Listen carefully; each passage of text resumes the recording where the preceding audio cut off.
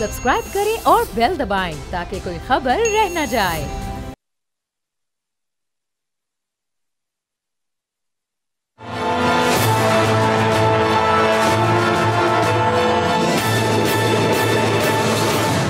अस्सलाम वालेकुम, आप देख रहे हैं प्रोग्राम तज्जिया और मैं हूं आपकी host Sadia Samson. Governor State Bank Jamil Ahmed साहब ने आज साल 2025 की पहली मॉनेटरी पॉलिसी का ऐलान कर दिया है और इसमें उन्होंने बैंक पॉलिसी रेट को 13% से कम करके 12% होने की खुशखबरी भी सुनाई और ये भी बताया कि जनवरी में अब तक महंगाई की शरह में 4.1% रही है और इसे मजीद इसी महीने में वो कह रहे हैं कि ये और नीचे चली जाएगी और कम हो जाएगी और इसके मुस्बत असरात हमारी बड़ी सनतों पर भी आएंगे। कुछ तहफ़्फ़ुज़ात जो सनतकारों के रहे हैं वो भी कम रहेंगे और वो सनतें जो सालों साल से बंद पड़ी हुई थी उन्हें दोबारा से चलाने का मौका मिल सकेगा। जो लोग नया बिजनेस नहीं करना चाह रहे थे वो भी सोचेंगे कि क्या बिजनेस के रिवाइवल के लिए अपना हिस्सा भी उसमें डाल सकते हैं। इंटरेस्ट रेट कम होने से बड़े लोगों के साथ साथ छोटे कारोबार करने वाले जो लोग होते हैं उनको भी कर्ज लेने में चूंकि आसानी होती है और दुनिया भर में हमने ये देखा है कि तेज़ी से तरक्की करने वाले जो ममालिक हैं उन्होंने छोटे कारोबार को फ़रोग देने के लिए ईज़ ऑफ बिजनेस पैदा किया जिससे मईशत ने बड़ी तेज़ी से तरक्की की है। इसके साथ साथ पिछले कुछ सालों में प्रॉपर्टी और गाड़ियों की कीमतों में बेपनाह इजाफा हो रहा था और ऐसे में चूंकि जो शरह सूद थी वो भी 22% पर ठहरी हुई थी तो जो आम शहरी था उसकी तो कुव्वत खरीद से बाहर हो गई थी। गाड़ी उसके लिए एक ख्वाब था, एक छोटी गाड़ी भी मेरे ख्याल में उसके लिए एक बहुत बड़ा ख्वाब था कि ये कब हो सकेगा, क्योंकि वो गाड़ी जो कभी 12 लाख 14 लाख 20 लाख की मिला करती थी वो अभी भी 32 लाख की है। तो कम से कम इससे ये हो जाएगा कि वो लोग अब बैंक की तरफ रुजू कर सकते हैं, बैंक जाकर वहाँ से अपने लिए ये आसानी छोटी आसानी खरीद सकते हैं अपनी आमदोरफ्त के लिए, मूव अराउंड करने के लिए। और ऐसे में वो लोग जो प्रॉपर्टी में इंटरेस्ट रखते थे उनके लिए भी बड़ा मुश्किल था क्योंकि मॉर्गेज नहीं हो पा रहा था। तो चूंकि कायबोर भी अब नीचे आ गया है, ऐसे लोगों के लिए ये पॉलिसी रेट कम होने से जो बैंक का शरह सूद है उसमें जब कमी आएगी आम आदमी तक भी वो सहूलियात पहुंच सकेंगी और वो सहूलियात के हसूल को मुमकिन बना सकेगा और वो आसाइशें जो अपनी फैमिली को वो देना चाहता है उसमें वो कुछ पेशरफ ला सकेगा। इस बारे में सोच सकते हैं। इसका इवेंचुअली मुल्क को ही फ़ायदा होता है जब आप बैंक से रुजू करते हैं, वहाँ से जाके कर्जे लेते हैं, नई चीज़ें खरीदते हैं। जब खरीदारी होती है आम आदमी को उसका फ़ायदा होता ही है, लेकिन सबसे ज़्यादा फ़ायदा होता है उस गवर्नमेंट को जो कि ये ईज़ पैदा कर रही होती है। ताजिर बिरादरी ये मुतालबा कर रही है अभी भी कि शरह सूद को सिंगल डिजिट पर लाया जा सके, जैसा कि भारत में हम देखते हैं शरह सूद 6.5 है, फिर बांग्लादेश में हम देखते हैं कि स्मॉल बिजनेस कितनी तेज़ी से आगे जा रहे हैं, यहाँ की कितनी सनत वहाँ मुंतकिल हो गई है, वहाँ भी शरह जो सूद है वो 9% पर है। और छोटे बिजनेसेस का गढ़ जिससे हम बार बार बिजनेस कर रहे होते हैं उनकी कितनी सारी जो ऐप्स हैं वो यहाँ पाकिस्तान में इस्तेमाल हो रही है। मैं चीन की बात कर रही हूँ, वहाँ भी शरह सूद 3.1% पर ठहरी हुई है। और इसके अलावा जो डेवलप्ड कंट्रीज़ हैं अगर हम उनकी बात कर लेते हैं, जैसे हम जापान की बात करते हैं, अदर कंट्रीज़ में वहाँ पर तो एक टाइम में हमने देखा है कि जो शरह सूद है वो माइनस को भी उसने टच किया है और उसकी वजह यही होती है कि लोगों को इन्वेस्टमेंट्स की राहें खोली जाएँ और मैन्युफैक्चरिंग को बढ़ाने के लिए बड़ा ज़रूरी होता है कि आप ये सारी इंडस्ट्री लगाने के लिए आसानियां पैदा करें। जब इंडस्ट्री लगती है इवेंचुअली आपकी इकोनॉमी बूस्ट करती है, जब इकोनॉमी बूस्ट करती है इन्फ्लेशन और नीचे आता है। तो अब जो माशी आशारियों में हम बेहतरी देख रहे हैं, क्या इसके समरात हमें बिजनेस की ईज में या सनतकारों को मिल सकेंगे? ताजिर क्या अब खुश हो पाएंगे? क्या ये वो पॉजिटिविटी है जिसका हम इंतज़ार कर रहे थे? हमारे साथ मौजूद हैं ज़ुबैर मोतीवाला साहब जो कि चेयरमैन है बिजनेस ग्रुप के। उनसे बात करते हैं और जानते हैं कि अब ताजिर क्या समझते हैं, क्या हम बेहतरी की जानिब जा रहे हैं। अस्सलाम वालेकुम, बहुत शुक्रिया ज़ुबैर साहब आपने वक्त निकाला बोल के लिए। आज जो ऐलान किया गया है शायद ये एक्सपेक्टेड था, 3-4 दिन पहले भी एक प्रेशर किया गया था। वज़ीर आज़म साहब ने एक जगह तकरीब में खिताब करते हुए ये बात भी की थी कि हम एक्सपेक्ट कर रहे हैं कि मज़ीद जो शरह सूद है वो और नीचे आ जाएगी। आज मुसद्दिक मलिक साहब ने भी एक प्रेशर की, उन्होंने ये बात की कि जी गैस प्राइसेस हम अभी मज़ीद आगे नहीं लेकर जा रहे हैं, so we are gonna be there where we are standing. क्या लग रहा है, कितना अच्छा इक़दाम है ये? देखिए जो अभी आप जिसकी बात कर रहे हैं इंटरेस्ट रेट की, ये बहुत ज्यादा है, रीजन के हिसाब से भी ज्यादा है। आपने खुद भी सारी बातें की हैं। इसके अंदर जो ना आप रीजन का 9% करेंगे, 30% अभी भी ज्यादा है। हम 1% को नहीं कर रहे थे, हम समझ रहे थे कि 2 से 3% इसकी कमी होगी, सही सिंगल डिजिट के पहुंच जाएंगे। तो वो उसकी बजाय उन्होंने ओनली 1% किया है, विच इज टू लो। लेकिन अगर किया भी है तो आई थिंक उसके बिल्कुल मुस्बत असरात मुरतब होते हैं इंडस्ट्री के ऊपर। आपका कॉस्ट ऑफ डूइंग बिजनेस कम होता है, कॉस्ट ऑफ मैन्युफैक्चरिंग कम होता है, तो दैट इज वाइबिलिटी की तरफ हम एक कदम और आगे बढ़े जाते हैं। इन तमाम चीजों को देखते मैं समझता हूँ कि आप देखें 2% इन्फ्लेशन, जब आपका 22% था तो आपका 38% इन्फ्लेशन पहुंच गया था, which is highest in the history, जब हमने इसको 22% किया था। इसका आपका इन्फ्लेशन के साथ डायरेक्ट ताल्लुक होता है। इन्फ्लेशन के जो नंबर्स आते हैं उसी के साथ आपका इंटरेस्ट के जो रेट्स होते हैं उसको करना पड़ता है। हमको इकोनॉमी को कूल डाउन करने के लिए इंटरेस्ट रेट्स बढ़ाने पड़ते हैं ताकि जो है ये रिक्वायरमेंट ऑफ द डॉलर्स बहुत ज्यादा ना आए। उसको सारी चीजों को करने के लिए सब किया। अब सारी चीजें ठीक हैं, हमारे रिजर्व भी ठीक हैं, हमारा इन्फ्लेशन भी कंट्रोल में है, हमारा जो आपका करंट अकाउंट डेफिसिट जो है वो करंट अकाउंट सरप्लस में बदल गया है, 4 महीने से 5 महीने से सरप्लस में आ रहे हैं। फिर सिर्फ 1% करना ये मेरा ख्याल है कि थोड़ा सा कम है, इसको और आगे बढ़ा के करते तो हमारे और पॉजिटिव वाइब्स आती हैं और हम जो है मरीज के अंदर कुछ न कुछ हम आगे करके बढ़ा सकते हैं।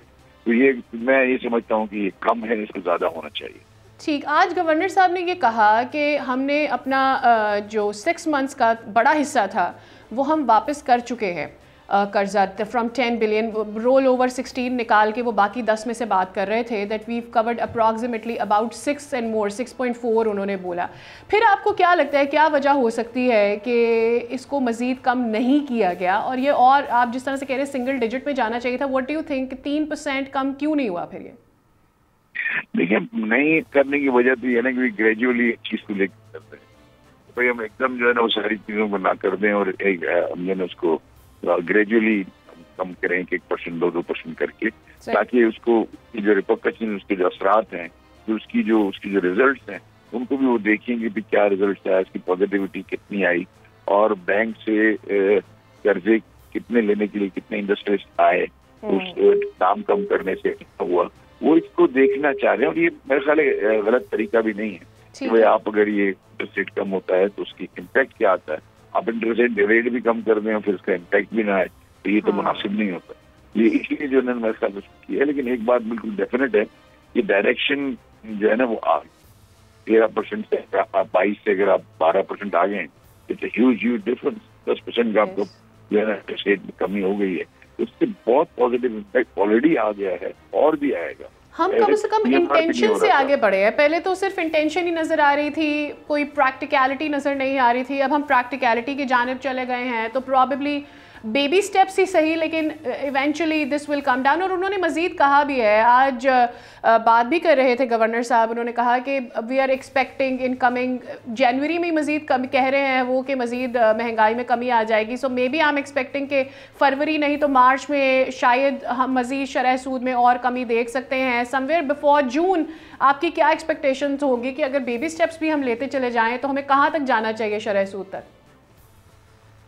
देखिए, मैं समझाऊं कि राइट जो इस वक्त इन्फ्लेशन को देखते हुए, बाकी नंबर्स को देखते हुए और हमारा डेट रिटायरमेंट की रिक्वायरमेंट को देखते हुए, मैं समझता हूँ और फिर आपका जो अपना इंटरनल डेट जो है जिसको गवर्नमेंट बोरो करती है प्राइवेट सेक्टर से, उसके साइज को देखते हुए मैं समझता हूँ कि इसको 8% जो है ना would be rate at this point in time, जो है 8 या 8.5% जो है ना वो आपका ये एक ऐसा रेट होगा जिसमें विन विन सिचुएशन होगी। स्टेट बैंक भी इसको कर पाएगा, प्राइवेट सेक्टर को भी इसका फायदा होगा, गवर्नमेंट की बोरोइंग में भी गवर्नमेंट को फायदा होगा उसका कि भाई वो जो उनको गवर्नमेंट की बोरोइंग में वो पैसे कम देने पड़ेंगे। तो ये जो ना सारी चीजें हैं, मैं समझता हूँ 8.5% या मैक्सिमम 9% जो है ना should be the rate of the interest in Pakistan.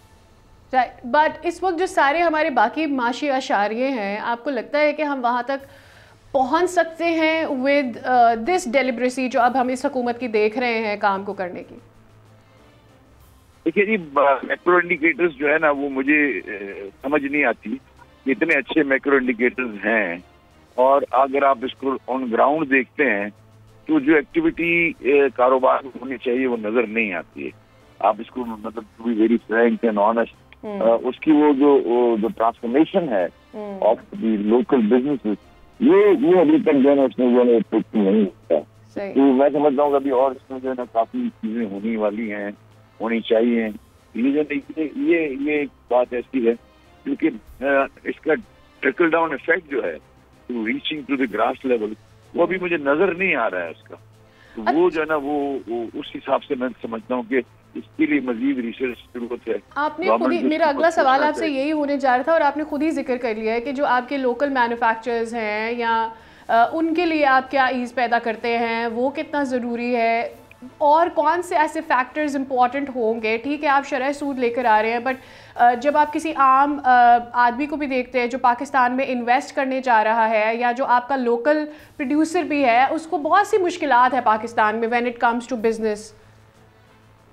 ये बिल्कुल बात है कि ये जो मैक्रो इंडिकेटर्स है, इससे जरूर लार्ज स्केल मैन्युफैक्चरिंग को फायदा हुआ है, नजर भी आता है, और मजीद फायदा। और इसमें मेरा ख्याल है कि अगर कोई ऐसी एश्योरेंस हो कि these interest rates last for longer time, तो इन्वेस्टमेंट भी आएगी। इससे डेफिनेटली जो बड़ा फर्क पड़ता है कि इन्वेस्टमेंट नहीं आ रही। जहाँ तक एसएमईज का सवाल है, वो इतना बोरोइंग के ऊपर जाते नहीं है वो। तो वो जो मैक्रो इंडिकेटर्स हैं, देखिए डेट रिटायरमेंट है अगर आपने करनी है, कितने आपने देने हैं, क्या पोजीशन है, ये सारी चीजें तो अभी कोई उनके ऊपर इतना इफेक्ट नहीं करती। तो एसएमई जो है ना, उसकी जो मैक्रो इंडिकेटर्स की जो ट्रिकल डाउन इफेक्ट है, वो अभी तक आया नहीं। और मेरी नजर में उसकी जो वजह है वो ये है कि पूरा एक काफी लंबा टाइम ऐसा चला जिसमें कैश फ्लो बहुत कम हो गए, कैश फ्लो कम हो गए, आपके कैश फ्लो कम हो गए, तो फिर आपकी ज्यादा एक्टिविटी कम हो जाती है। फिर महंगाई इतनी हुई कि जो तनख्वाहदार तबका था, असल खरीदार तो वही है मिडिल क्लास, वो ना उन्होंने अपने सारे जो जमा पूंजी थी वो भी खर्च कर दी और कर्जे भी ले लिए। अब वो उसको रिवाइवल होने में मेरा ख्याल है कि थोड़ा सा टाइम लगेगा। ठीक है, हम बार बार बात करते हैं कि कैश फ्लो की बहुत ज़्यादा ज़रूरत है, फिर हम ये बात करते हैं कि अगर आप इंटरनेशनल इन्वेस्टर को अट्रैक्ट करना चाहते हैं, या हम डॉलर पाकिस्तान आने की बात करते हैं, सो वन, अपने कर्जे वापस करने की बात करते हैं, हमें सर्टेनिटी की बार बार कमी महसूस होती है। What do you think, where are we standing अभी जब हम बात करते हैं कि जो पाकिस्तान में कैश फ्लो बढ़ाना है और उसका तरीका कार क्या है? कंसिस्टेंसी जो है वो तो है, लेकिन सर्टेनिटी जो है ना, एक होती नहीं चाहिए ना, एक एनवायरनमेंट होता है, वो अभी भी मेरे ख्याल है लौट रहा है पाकिस्तान में, लेकिन उसकी स्पीड बड़ी स्लो है। जो है ना अभी जो है ना स्टेबिलिटी अब पाकिस्तान में चाहिए, इकोनॉमिक स्टेबिलिटी और आपका पॉलिटिकल स्टेबिलिटी भी, और आपका हर तरह की स्टेबिलिटी जिसमें लोग जो है उसके अंदर आगे कर सकेगा। सही। आपने अभी थोड़ी देर पहले कैश फ्लो की बात करें, कि मुझे ये बताएं कि कैश फ्लो के लिए क्या हुकूमत इकदाम जो उठा रही है अपना कैश फ्लो बढ़ाने के लिए, is it enough, what we need to do more? देखिए, कैश फ्लो को बढ़ाने के लिए हुकूमत एज ए डायरेक्ट तो कोई इंजेक्शन नहीं कर सकती जी बिल्कुल। उसके अंदर यही हो सकता है कि कम शरह सूद पर एसएमईज को जो है ना वो कर्जा दिया जाए, ताकि वो अपने जो कैश फ्लोज हैं उनको बेहतर करके और आगे उनके अपने काम को बढ़ा सकें। दिस इज ओनली वे जो मुझे नजर आती है कि government should now encourage the SMEs to go forward and उनको, जैसे हमने कोविड में किया, उसका बड़ा जबरदस्त असर आया था। कोविड में लेबर की पेमेंट नहीं हो पा रही थी और बड़ा मसला हो गया था, लोगों की सारी चीजें रुक गई, पूरी दुनिया रुक गई थी। तो गवर्नमेंट पाकिस्तान ने स्टेट बैंक में आगे बढ़कर वो दिए कि आप अभी अपने जो आपकी जो वेजेस हैं, सैलरीज हैं, उनको आप दिए। तो एक बड़ा पॉजिटिव उसका इम्पैक्ट आया, उसका पॉजिटिव उसका असर भी आया, और जो है ना वो चल गया। एक पहिया जो चलना था जिससे अनरेस्ट हो सकता था या कुछ और हो सकता था, तो गवर्नमेंट ने रियलाइज करके टाइमली उसको इंट्रोड्यूस भी किया, और हमने उसका सब लोगों को इसका फायदा भी पहुंचा, और जो इनक्राई खत्म हुआ, ये सारी चीजें हुई। तो अब आपको जो है ना आउट ऑफ बॉक्स सोल्यूशन लाने पड़ेंगे। ये नहीं हो सकता कि आप जो है ना ये अगर आप इकोनॉमिक, जुबैर साहब, ट्रांसपेरेंसी पाकिस्तान का एक बड़ा मसला है और हम इसको कैटर करने की कोशिश कर रहे हैं। IMF की एक सबसे बड़ी शर्त भी है ये। आपको क्या लगता है, जब आप नए कारोबार को फ़रोग देने की बात करते हैं, बाहर के इन्वेस्टर्स को दावत दे रहे होते हैं, ऐसे में इस वक्त हम कहाँ खड़े हैं जब हम बात करते हैं कि जी आपको मज़ीद हुकूमत फ़ायदा हासिल कर सके नए कारोबारों से और नई ऐसी सनतों से जो लगने जा रही है, उसमें ट्रांसपेरेंसी और हुकूमत का अपना इनपुट, लोकल इन्वेस्टमेंट जो है ना उसको आपको सपोर्ट करना पड़ेगा। लोकल इन्वेस्टमेंट से पहले कुछ भी नहीं हो सकता। हमारा जब बंदे हमारे पाकिस्तानी जब इन्वेस्टमेंट करेंगे तो पूरी दुनिया आगे इन्वेस्टमेंट करेगी। हम अगर इन्वेस्टमेंट नहीं करें तो कोई भी नहीं करेगा। हम जब करेंगे जब हमें इनेबलिंग एटमॉस्फेयर मिलेगा, हमें वो साजगार माहौल मिलेगा, हमको जो है ना वो पैसे की अवेलेबिलिटी होगी और हम अपने कारोबार को एक्सपेंड कर सकते। क्यों? अगर कोई कारोबार सर्वाइव नहीं कर सकता at stagnant position, it has to grow, और उस ग्रोथ के लिए गवर्नमेंट सपोर्ट, स्टेट बैंक का सपोर्ट, पॉलिसी सपोर्ट, टैक्सेशन के मेजर्स के अंदर सपोर्ट, ये सारी चीजें जो है ना वो लाजिम मलजूम है। जहाँ आप जाते हैं, अगर आप बाहर की इन्वेस्टमेंट के लिए जो मुल्क दावत देते हैं, तो आपने क्या, आप देखें, आप उसके तरफ उनको ये पूछेंगे क्या दावत दे के हमको क्या कहते हैं। वो कहते हैं ये टैक्स फ्री है, इसमें ये नहीं है, आपको 5 साल इनकम टैक्स नहीं देना, आपको 10 साल से छूट है, आपको ये हम बिजली दाम देंगे, गैस इस दाम में देंगे और कंसिस्टेंट देंगे और सालों तक देंगे। यही तो बातें होती हैं।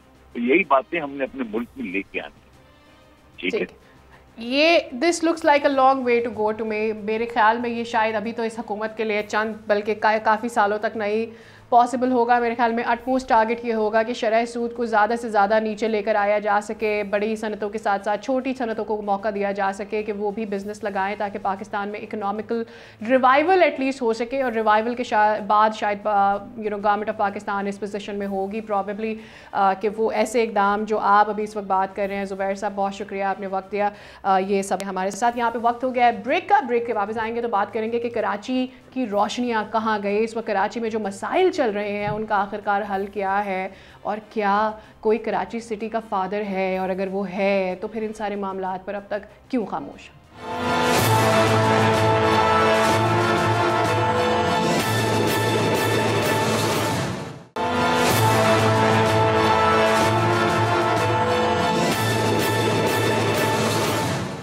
प्रोग्राम में आपको कहते हैं एक बार फिर खुश आमदीद। कराची जो पहले कभी रोशनियों का शहर कहलाता था, अब यहाँ रोशनियाँ नहीं हैं, और यहाँ रोशनियों में रहने वाले लोग जो रोशनियों के आदी थे शायद वो अब कराची में रहना भी नहीं चाहते, क्योंकि कराची शायद अब इस काबिल रहा नहीं है।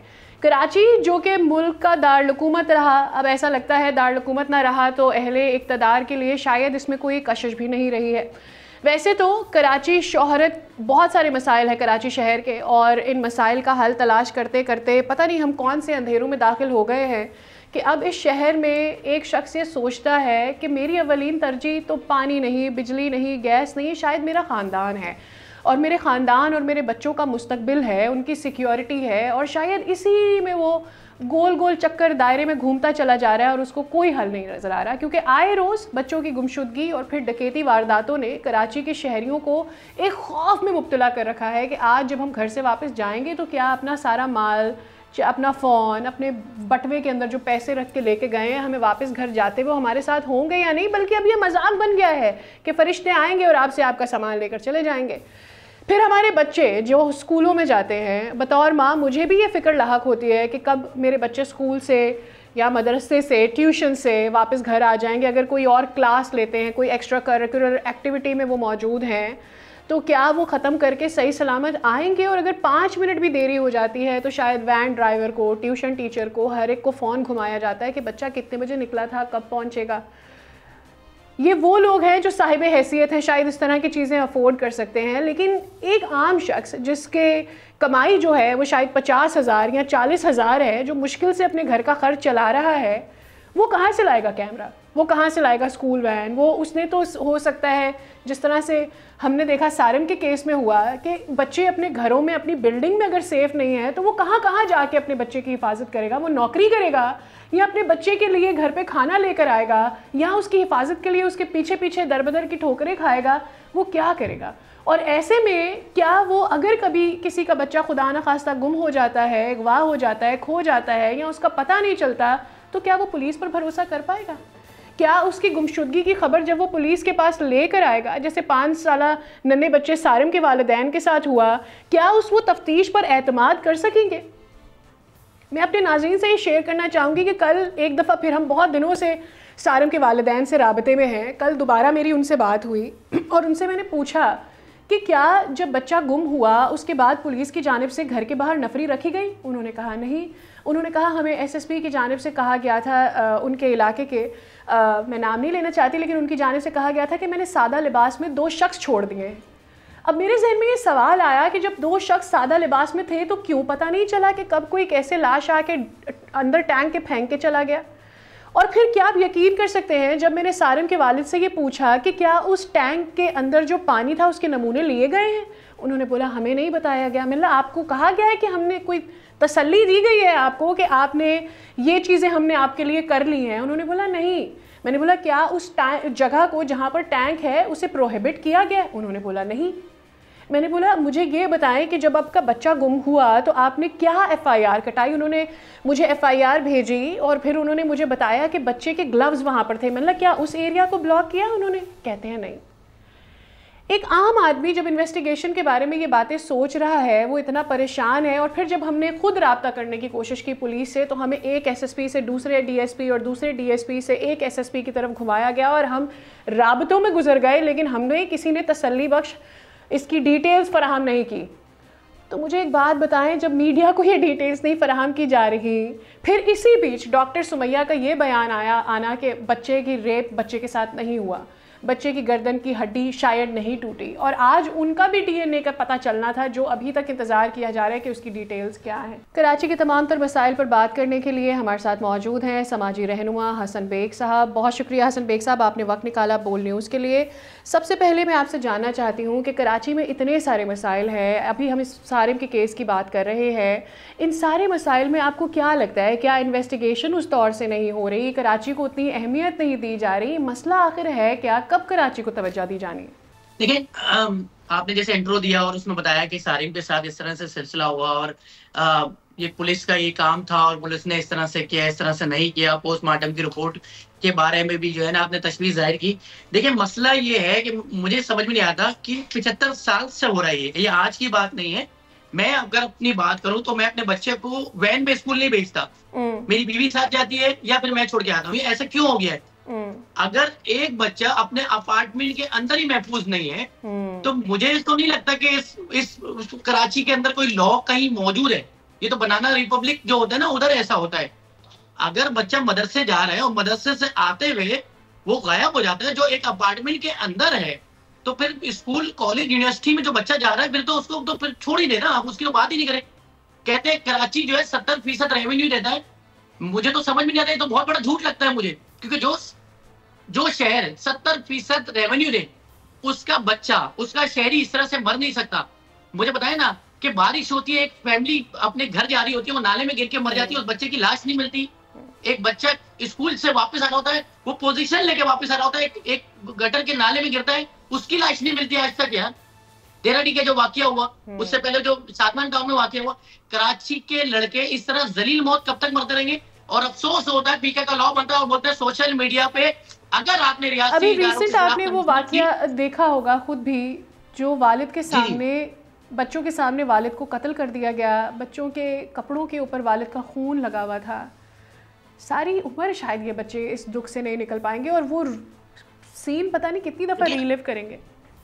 नहीं, मुझे तो देखिए इधर मीडिया का भी थोड़ा सा किरदार होना चाहिए। अफसोस होता है हमारे यहाँ, ये जो जब सारिम का केस हुआ तो आपने उसको इतना हाइप पिला दिया। ये जो सोशल मीडिया इन्फ्लुएंसर आ गए आजकल, जो बच्चे जो कैमरे लेके चले जाते हैं, वो भाई नाजुक केस होते हैं। हो सकता है अगर कोई अगवा का वाकया हो वो छोड़ देता, लेकिन आपने इतनी हाइप बना दी क्योंकि वो डरता था कि अब मेरा चेहरा रिवील हो जाएगा और ये सारी चीजें हो जाएंगी और मुझे मार दिया जाएगा, तो इसको कत्ल कर दो। थोड़ा सा हमें बच्चों के नाम को इस तरह से मीडिया पे नहीं लाना चाहिए, बच्चों की शनाख्त को, आइडेंटिटी को छुपा के रखना चाहिए। ये पूरी दुनिया में होता है, लेकिन अफसोस होता है हमारे कोई भी वाकया होता है, चाहे वो जैनब का वाकया हो, चाहे वो दुआ जहरा का वाकया हो या सारिम का वाकया हो, जिस तरह से सोशल मीडिया ब्लॉगर्स ने इसका तमाशा बनाया ना, इस तरह से नहीं होना चाहिए। इसके पीछे लॉ होना चाहिए, लेकिन लॉ ये बन रहा है कि रियासती अदारों के खिलाफ, यानी कि अगर पुलिस की कोई गलती है तो उसको पॉइंट आउट आप करेंगे तो आपको जेल में डाल दिया जाएगा। अफसोस होता है, आप देखें ना, उस बाप को पता ही नहीं है कि उसके बच्चा किस तरह से मरा है। वो बाप बोल रहा है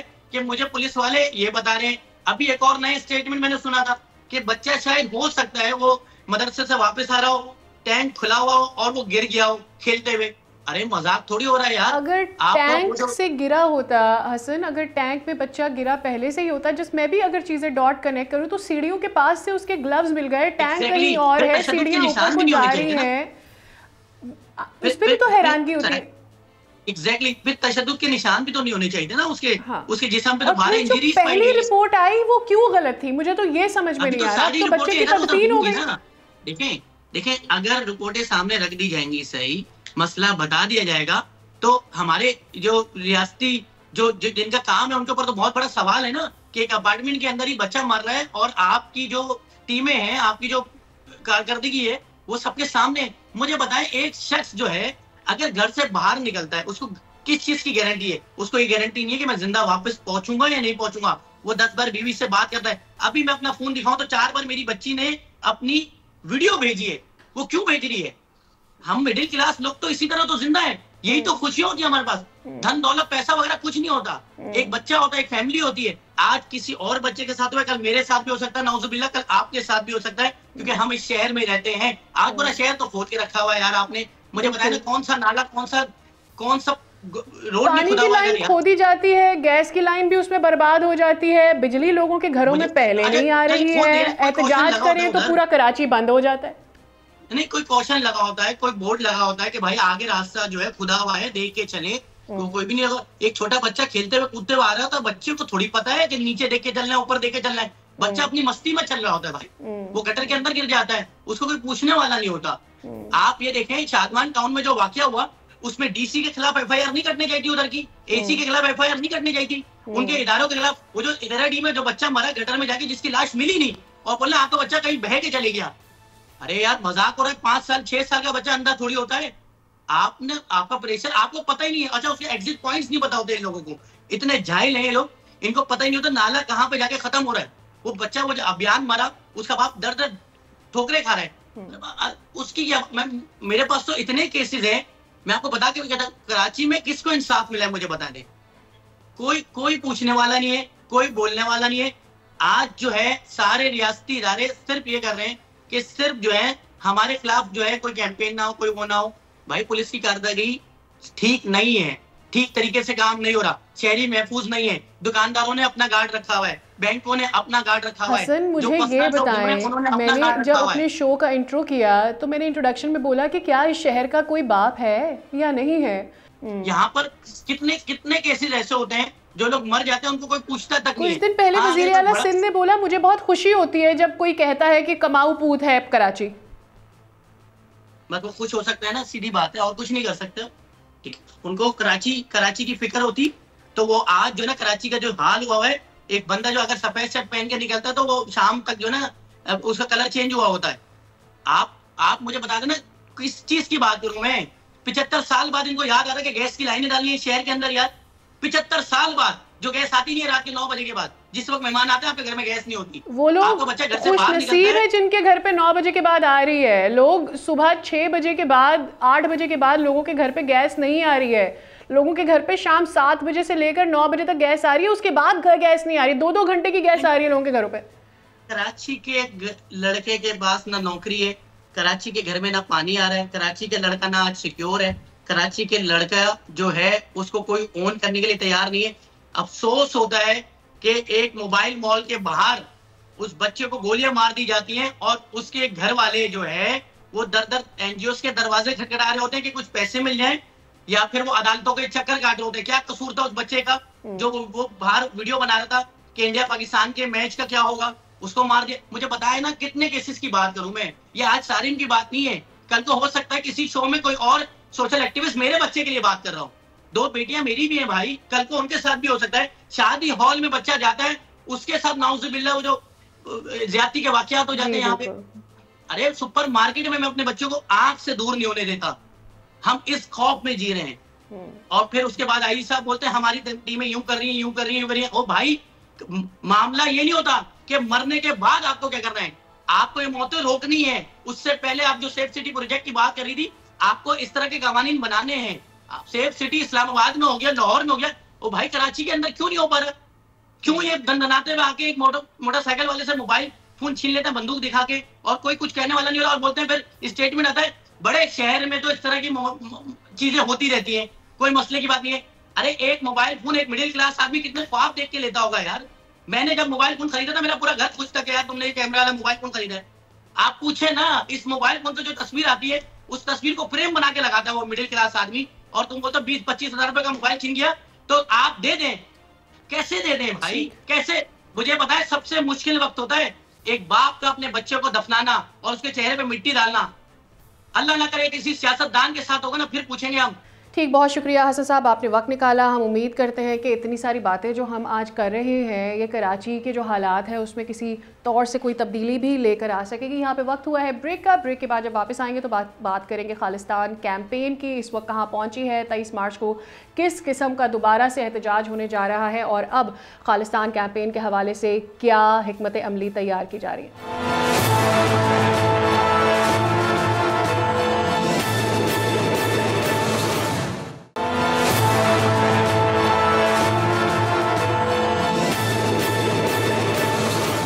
वेलकम बैक अगेन। यूँ तो हम देखते हैं कि हिंदुस्तान में मौजूद कोई भी अक़लियत अपने आप को महफूज समझती नहीं, चाहे वो क्रिश्चियन हो, मुसलमान हो, सिख बिरादरी हो या दीगर और कोई भी अक़लियत वहाँ पर मौजूद रहे।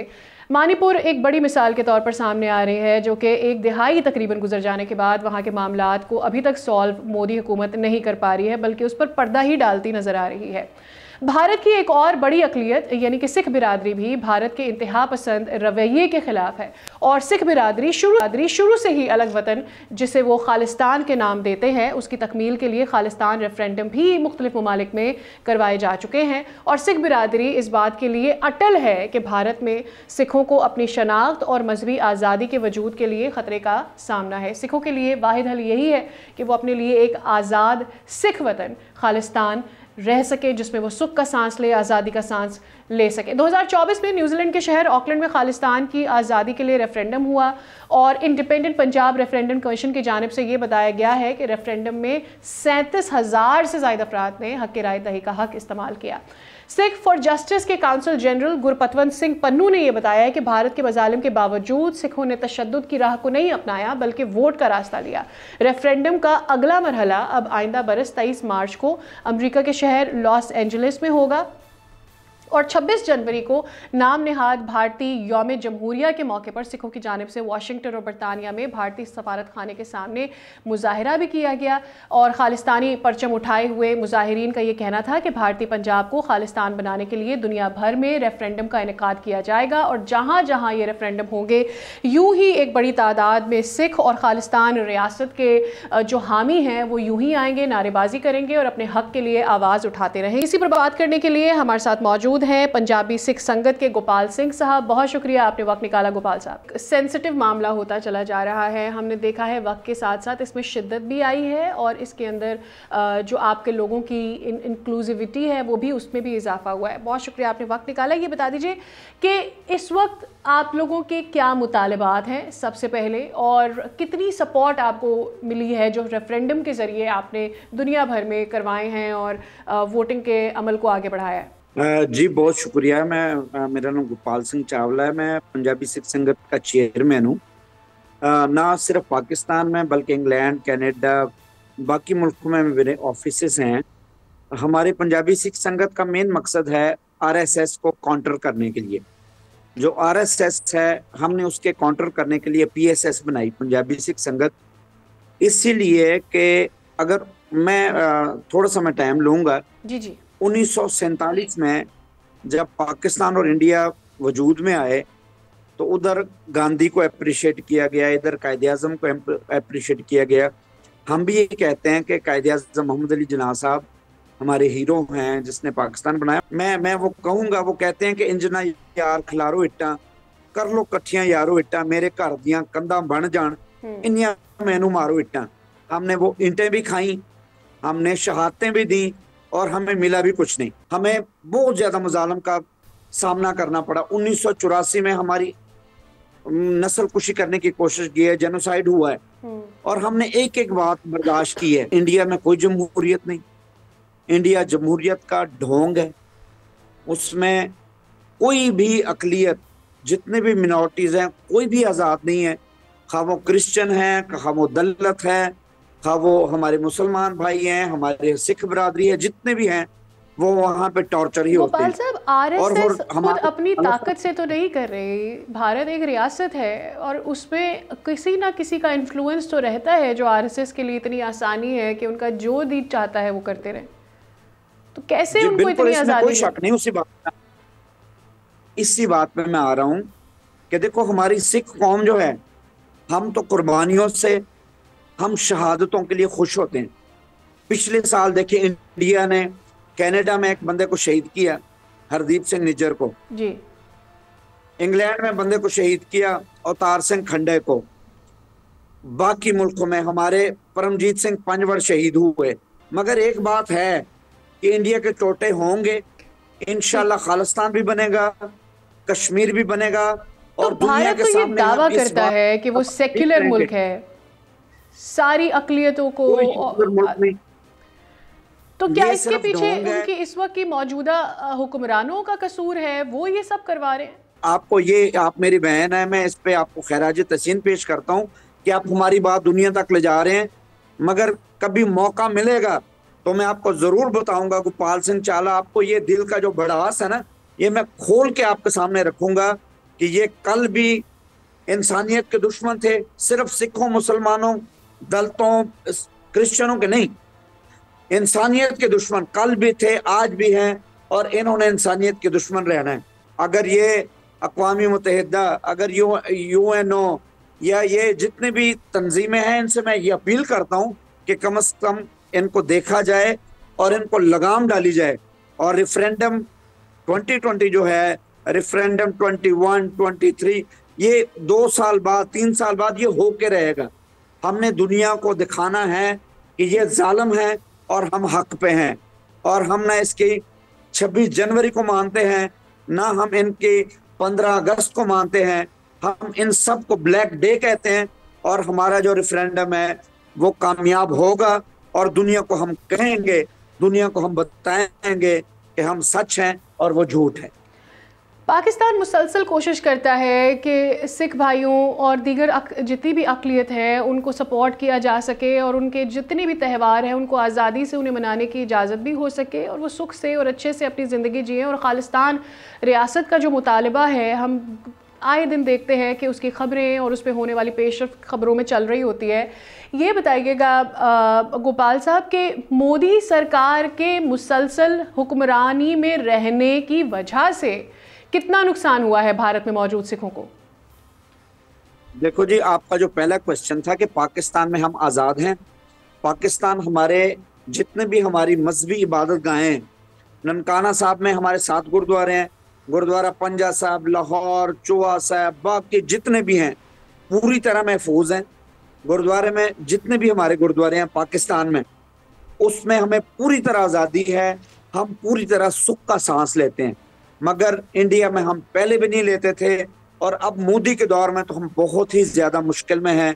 और इंशाल्लाह हमेशा ही, अगर आपने गोर्बाचोव को देखा हो कि जिसने अपने मुल्क के टोटे टोटे कर दिए, मैं ये दावे के साथ कहता हूँ कि इंडिया भी टोटे टोटे होगा, और मोदी की वजह से टोटे टोटे होगा।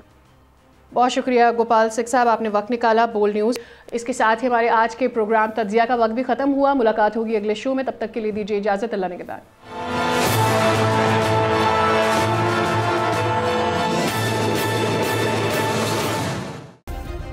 सब्सक्राइब करें और बेल दबाएं ताकि कोई खबर रह न जाए।